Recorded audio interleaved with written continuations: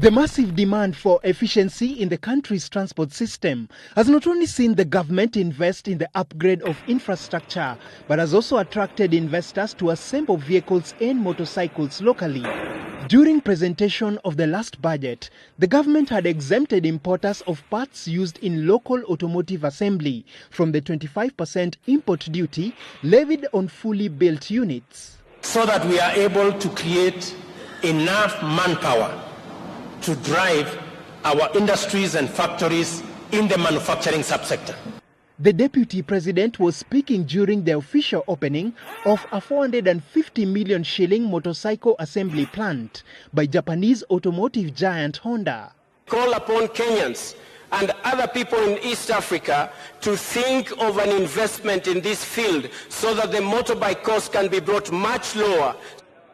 Most locally assembled motorcycles currently cost between 75,000 Kenya shillings and 95,000 shillings and are used by boda operators. The transport sector is one of the fastest growing sectors in the country, and it is perhaps against this backdrop that more investors are getting attracted to it.